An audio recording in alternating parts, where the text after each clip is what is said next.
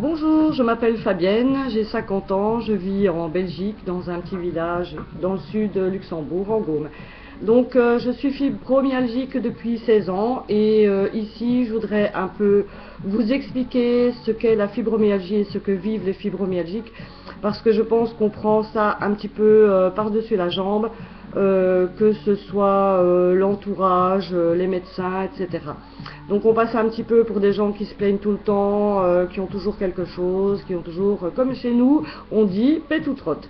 Bon, là je rigole, mais j'ai vraiment pas envie de rigoler parce que je voudrais juste vous expliquer en quelques mots ce que c'est que la fibromyalgie. Donc ce sont des douleurs, une fatigue, un manque de concentration, une perte de mémoire totale, limite Alzheimer. Donc les douleurs se caractérisent par des douleurs constantes, matin, midi, soir, nuit, c'est tout le temps. Donc c'est des douleurs, on ne sait pas vraiment dire si on a mal les os, les muscles, les tendons, enfin toujours est-il qu'on a mal partout. Ce sont des douleurs qui voyagent, qui peuvent être intenses, une fois la tête, une fois aux dents, une fois aux pieds, une fois à l'oreille, une fois aux genoux. Enfin bref, ce sont des douleurs qui voyagent, mais il faut savoir qu'il y a des douleurs permanentes dans tout le corps. Et ce, suivant le temps. S'il y a du soleil, bon, on est un petit peu mieux. S'il pleut, bah là, c'est la catastrophe. Donc, comme on habite en Belgique, bah c'est cool. Je vais dire, on n'est jamais bien. Quant à la fatigue, eh bien, c'est une fatigue constante. On est fatigué tout le temps. Par moments, cette impression d'être complètement vidé de son énergie.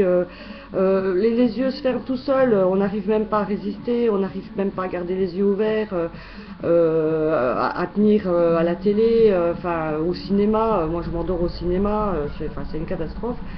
Et donc cette fatigue est due au fait qu'on n'a pas de sommeil réparateur, donc ce qui fait que bah, on a l'impression de dormir, enfin, bah, c'est pas l'impression, on dort, mais on fait des micro-réveils, ce qui fait qu'on ne rentre jamais dans un sommeil réparateur, et le matin, bah, on se réveille, on est aussi crevé que la veille, quoi. Donc en fait on est crevé tout le temps.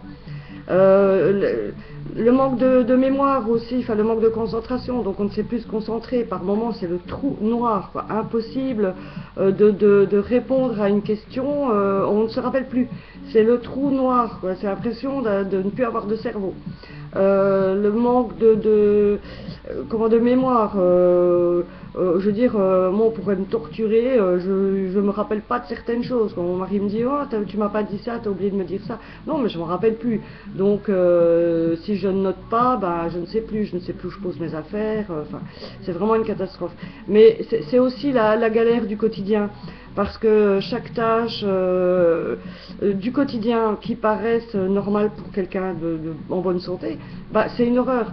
Enfin, je veux dire, s'habiller, se brosser les dents, faire le ménage, porter une casserole de pâtes pour les goûter, sortir les linges de la lessive, prendre des linges. Enfin, je ne peux pas tout vous citer, mais je veux dire, c'est au quotidien. Moi, j'ai dû arrêter mon activité de coiffeuse alors que j'adorais mon métier parce que je ne peux plus. En plus, bon, moi j'ai de l'ostéoporose, donc ce qui fait que je me fracture un petit peu de partout. Au bout de 22 opérations, je suis un petit peu cassée.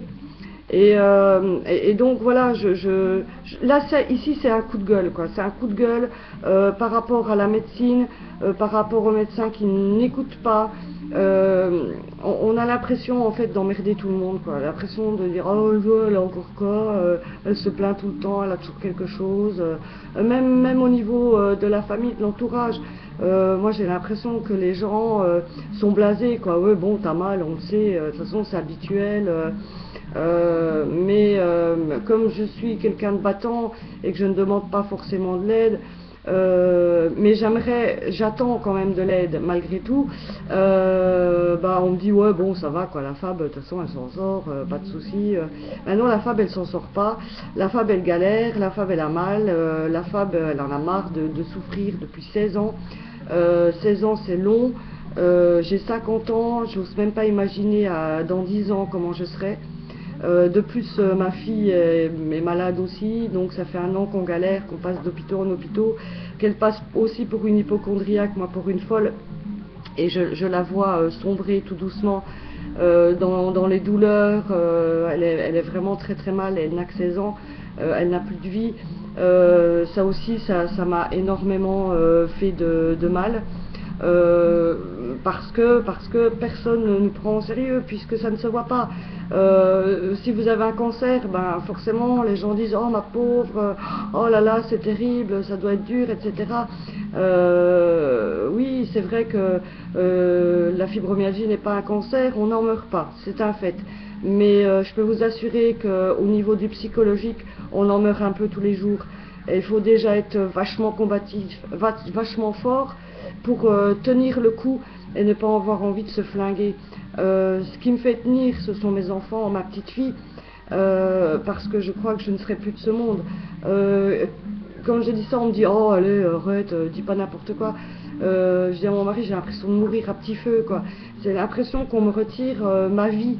Ma vie d'avant, voilà, j'en ai fait le deuil, je sais que c'est terminé, j'ai appris à vivre autrement, mais quand on a la joie de vivre, qu'on a envie de faire plein de choses, qu'on a des projets, et que les projets, ils sont juste dans la tête et dans le lit, avant qu'on mette un pied par terre, parce qu'une fois qu'on est debout, bah, c'est terminé, on n'y arrive plus, eh ben, je peux vous assurer que c'est très très dur à vivre.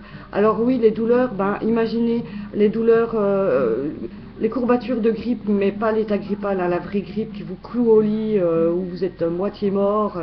Donc vous ajoutez à ça, imaginez vous tombez dans les escaliers, vous vous cognez à toutes les marches, et en bas vous fracassez contre un mur. Ben là vous allez avoir super mal. Hein. Donc vous ajoutez les courbatures de la vraie grippe, plus ces douleurs du fait que vous êtes tombé dans les escaliers. Et ben c'est ça ce que les fibromyalgiques vivent tous les jours, sans répit, sans un moment où on peut dire aujourd'hui je n'ai pas mal. Non, il n'y a pas une minute, messieurs, mesdames, qui écoutez, il n'y a pas une minute où il n'y a pas de douleur. Alors je ne veux pas paraître pour celle qui se plaint, pour celle qui a besoin de se faire plaindre. Ce n'est pas mon but ici, je voudrais juste donner un coup de gueule et dire oui, vivre comme ça, bah, c'est pas vivre. J'essaie de m'occuper, j'essaie de me donner des buts dans la vie, c'est au jour le jour, mais c'est vraiment très très très très dur. Et je peux vous assurer que une main tendue, un sourire, venir vous voir, demander si vous avez besoin d'aide, bah, ça fait du bien. Et oui, personne ne comprend quand je craque, quand je pète un plomb, quand je pleure. Mais il faut comprendre que bon, en plus de la douleur, il faut gérer un quotidien, il faut gérer une vie, il faut gérer des soucis, il faut gérer un couple, des enfants. Moi, je dois gérer ma fille qui est malade. Et tous les problèmes qui s'accompagnent, l'incompréhension des gens, les gens qui vous mettent des bâtons dans les roues parce qu'ils ne sont pas capables de comprendre que vous vivez une galère, un calvaire au jour le jour, et au lieu de vous aider, ben non, on vous enfonce, quoi.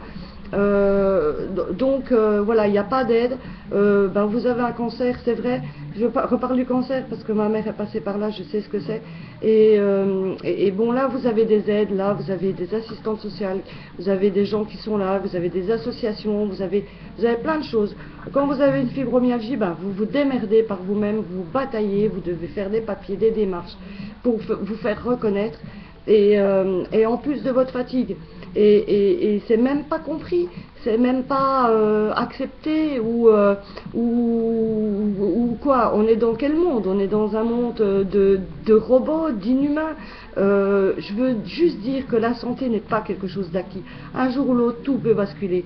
Un jour ou l'autre, on peut choper une merde et puis ne plus être ce qu'on était. Ça peut arriver à tout le monde, personne n'est à l'abri, et ça je voudrais que les administrations, les médecins, les gens qui vont bien, tant mieux pour eux qu'ils aient la santé, et tant mieux pour eux, je ne souhaite pas qu'ils soient malades, attention, hein.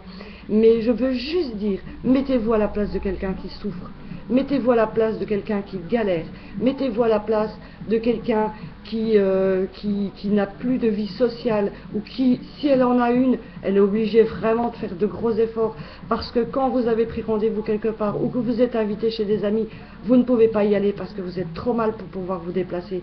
Et c'est pas toujours compris. Les gens ne comprennent pas, ou que vous vous endormez au milieu d'un repas, que vous avez besoin d'aller vous allonger. Bon, c'est des choses qui sont pas faciles à vivre. Donc là oui, c'est mon gros coup de gueule. Donc je ne sais pas combien de temps je tiendrai, je me bats pour mes enfants, pour ma famille, pour ma petite fille, parce que je sais qu'ils ont besoin de moi et moi j'ai besoin d'eux. C'est ma force, mais sans ça, je peux vous assurer que ça fait longtemps que je ne ferai plus partie de ce monde. Parce que vivre dans la souffrance physique non-stop, c'est pas humain. Ce n'est pas humain. Donc à tous les fibromyalgiques, à tous les gens qui souffrent d'une maladie ou d'une autre, qui sont seuls dans leur coin, et qui n'ont pas d'aide, qui n'ont pas de compréhension, etc.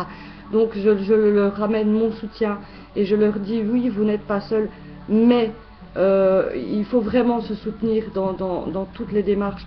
Il faut faire bloc, il faut faire comprendre qu'on a besoin d'aide, on a besoin d'être reconnu et qu'il faut arrêter de nous prendre pour des fainéants et nous dire mais pourquoi tu fais de la dépression, mais pourquoi? Ben pourquoi? Parce que c'est pas la dépression qui fait qu'on devient fibromyalgique, c'est la fibromyalgie qui nous rend dépressifs.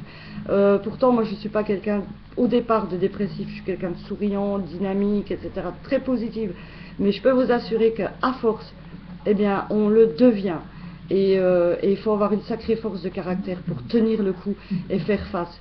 Donc voilà, c'était mon coup de gueule du jour, et j'étais un peu longue, je sais, mais bon, c'est pas quelque chose qu'on peut expliquer en quelques mots. Donc voilà, si vous avez aimé, ben, vous partagez, vous pouvez me mettre des coms.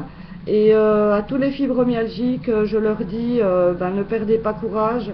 Et juste un petit mot, je connais une jeune personne qui s'est suicidée parce qu'elle n'en pouvait plus. Donc dites-vous bien que quand une personne vous dit je n'en peux plus, soyez à ses côtés, parce que on peut être tellement loin dans son ras-le-bol que oui, on peut arriver à des choses pareilles. Donc voilà, mais sur ce, je vous souhaite quand même une bonne journée et je vous dis à bientôt. Bon, j'ai d'autres vidéos qui sont un peu plus fun, hein, sur la custo, des tutos, etc., mode, coiffure, déco. Donc voilà, je vous souhaite encore bien le bonjour de Belgique et puis à bientôt. Ciao, ciao!